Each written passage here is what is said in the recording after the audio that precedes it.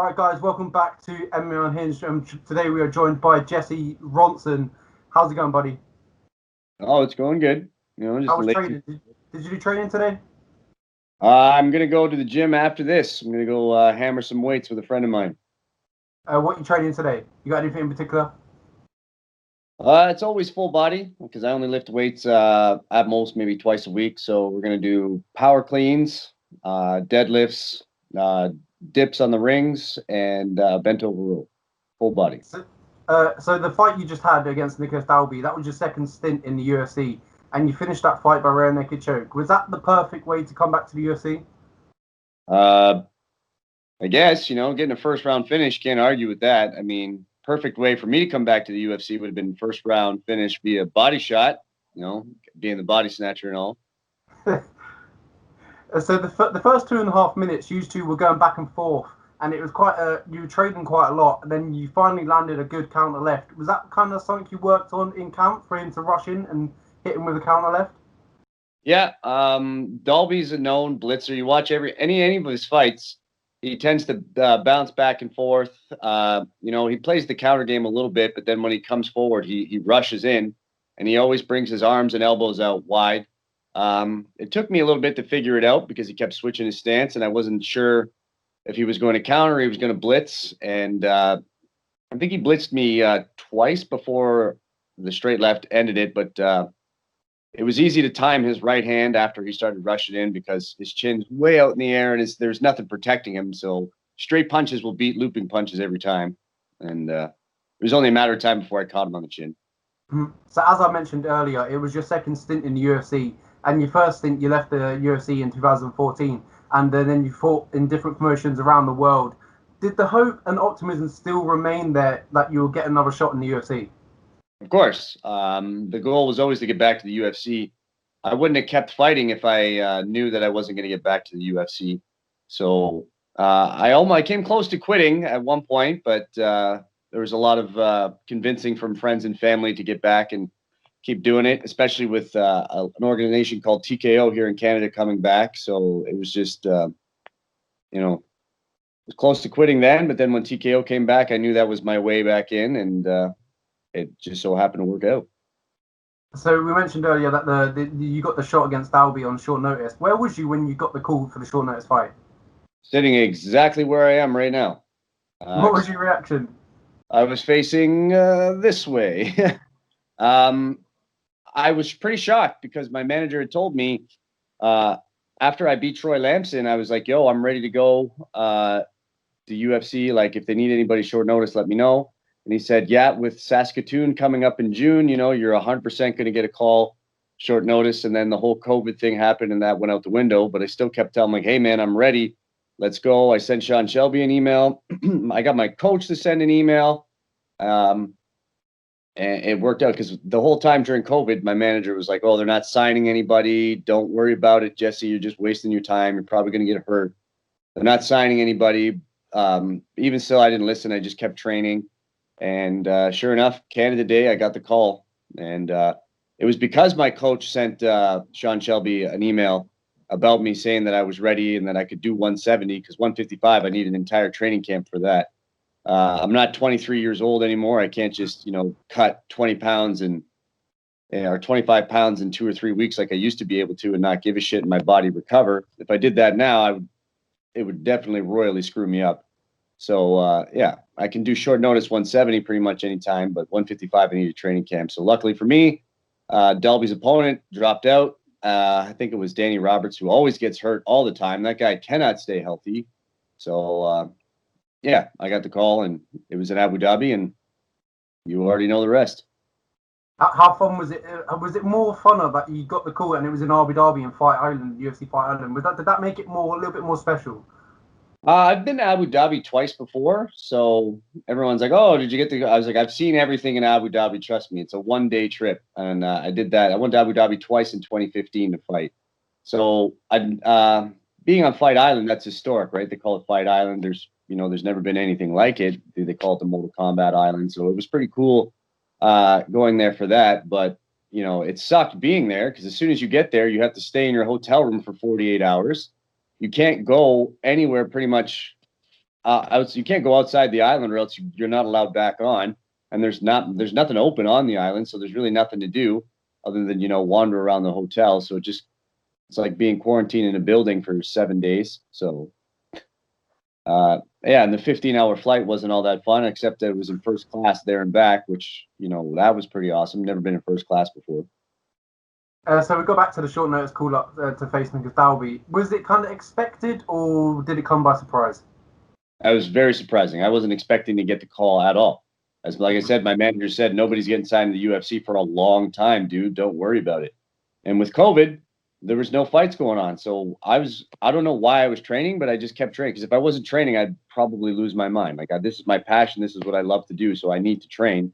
And thank God I was still training. I was getting at least one a day in, if not every other day, getting two a day. So I was super surprised that I got a call, because no one else is putting on fights. No one else can afford to put on fights. So I know a lot of guys that just stopped training because they know, like right now here in Ontario in Canada, like there's not going to be any MMA fights probably till this time next year, because literally nobody can afford to put it on. Nobody's as rich as the UFC. So anybody who's getting fights right now is you consider yourself super lucky and super fortunate.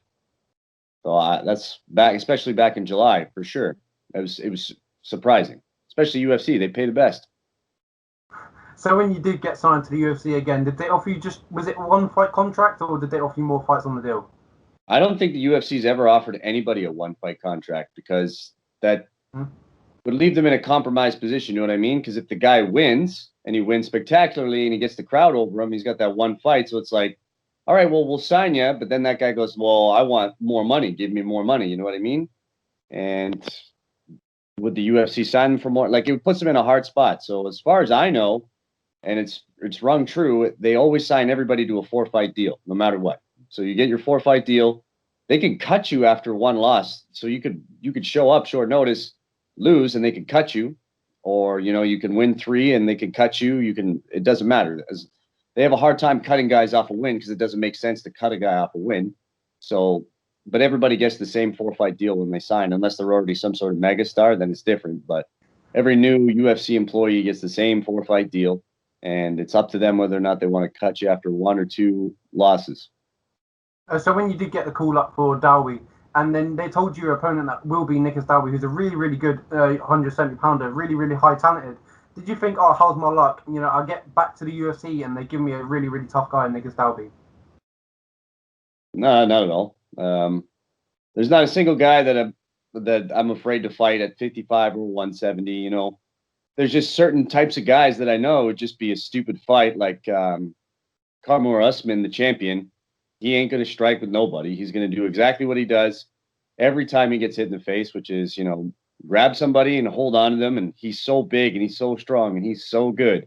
He's the champion for a reason. It'd be a 5-round lay and pray until he either catches a submission. Yeah, so there's some stupid fights out there, but I'll fight anybody, and it's obviously shown with my record that I will fight anybody. But Nicolas Dalby, yeah, he's a big guy. He's a strong Viking, and the fact that he was a striker was even better for me.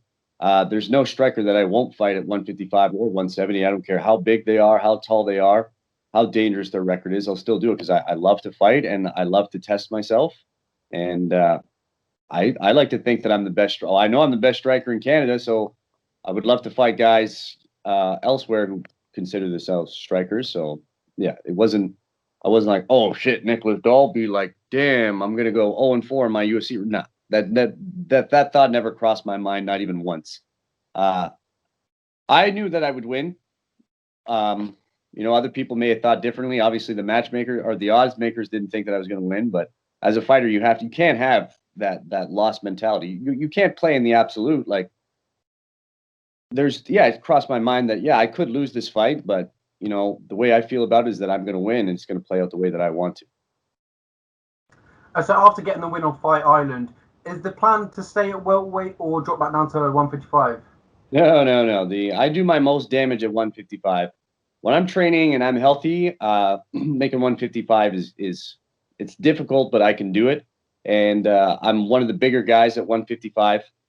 At 170, I'm considered small, or maybe even average size, probably small 170, especially with the height and reach. Like being 5'10", at the pretty decent height-wise for 155. You know, having a 70-inch reach is good at 155. It's shit at 170, you know, and being able to get back up to, you know, 180 pounds at 155 is super good. At 170 is not good at all. I'll always be the smaller guy. So 155 is where it's going to be. And I'm comfortable at 155 knowing that with my skill set where it is now, I won't get laid and preyed on. I don't care who it is. You know, people go, oh, what about Khabib? Well, I'm not going to fight Khabib anytime soon. If I do, well, thank you. Yeah, bring it on. I'd gladly do that, but that's not happening. So I'm comfortable at 55 with any wrestler, any grappler, and especially the striking. And I know I'm not going to get hurt by them from their power shots or anything like that. I'm not saying that I can't be knocked out, but I'm more comfortable at 55 in every area versus any fighter than I am at 170. So the next fight is for sure 110,000% 155. So coming into the fight against Dalby, you came in at a plus 245 underdog, if that makes sense. And does the win make that even more sweeter that you got the win after being doubted from the odd makers? Of course. I mean, there's no reason. Why would I be the favorite? You know, I was coming in, you know, 21-10, a 155, right? He was 16-3 or 17-3 in natural 170 with a win over Cowboy Oliveira. You know what I mean? So it wouldn't make much sense for anybody to make me the betting favorite. But however, the people that know me and know the fight style, like they know the style of fighter that he is, the style of fighter I am, I made a lot of people a lot of money. And, you know, that's something that, you know, Vegas odds makers don't know because they just look at the stats on paper. So sucks to be those people that bet on Dalby for whatever reason, but the people that know me and have seen me fight before and understand styles knew that this was a fight for me. So we kind of mentioned this earlier that you said that you were staying ready and you're getting your coaches to email the UFC for a short notice fight. Was that what you were hoping for before the call up, that you were staying ready and getting ready for hopefully a short notice fight? Yes and no. Like, my manager's Daniel Rubenstein. He's a no bullshit guy. When he says they're not signing anybody, I know for a fact that he's not looking for me.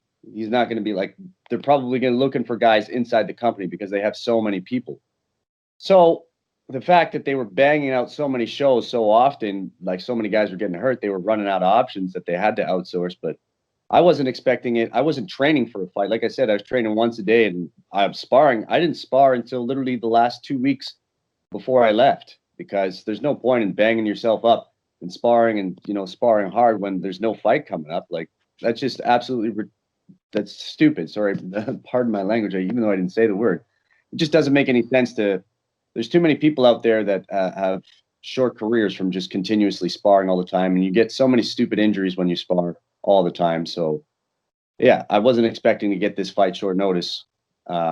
Or a fight at all short notice, but, you know, the stars aligned and luckily for me it happened. And I was just luckily for me, I was still training a lot and I had the right guys, like my right circle of guys to train with, that kept me sharp, and it just worked out. Luckily for you, you did get the fight, and also luckily for you, that night you did a performance on the night bonus. Where did that money go? I'm still holding on to it.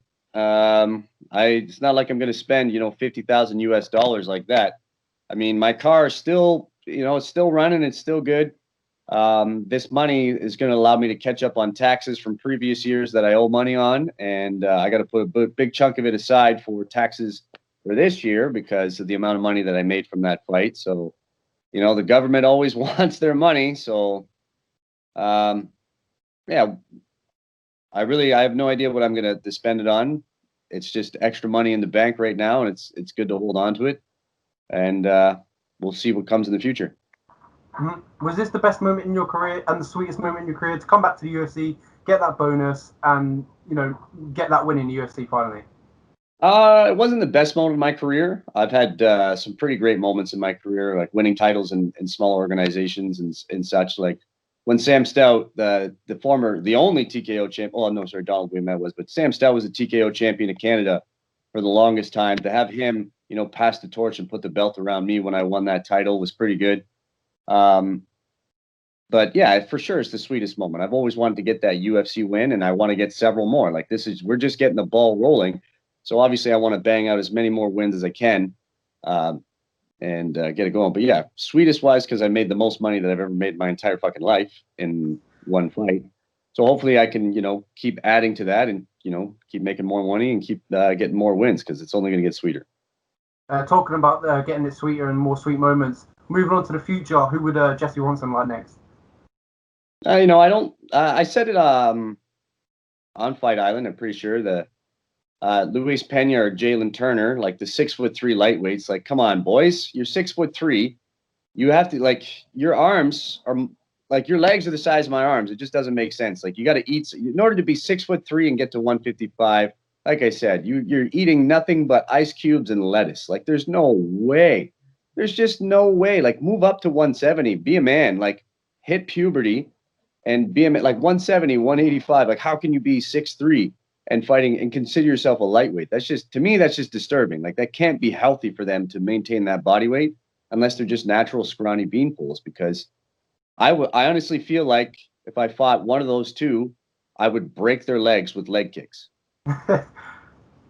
And that I would tell them straight up, if I were ever to fight Luis Pena or Jalen Turner, you better work your leg kicks, because I'm going to be kicking the ever-living shit out of your legs every single chance I get.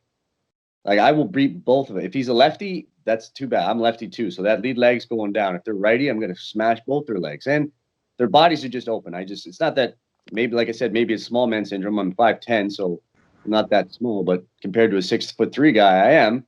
So beating up their bodies is pretty easy, and smashing their legs is easy. And I'm not going to sugarcoat it. Being 6'3", 155, you're not going to be physically strong. Your body, your frame is too long to carry enough muscle to outmuscle somebody like me at 5'10". They will not outmuscle me or outpower me or anything. It's just, all they have is length and reach, which is easy to get by. It's easy to bypass. So Luis Pena, Jalen Turner. Long story short, one of those two tall ass mofos. Talking about your next fight, when you're looking to try and get back into the octagon? I'm not too sure. I'm dealing with some things right now. I've got some kidney issues going on right now that have been really bothering me, so I'm not going to even try to cut weight until I get that figured out.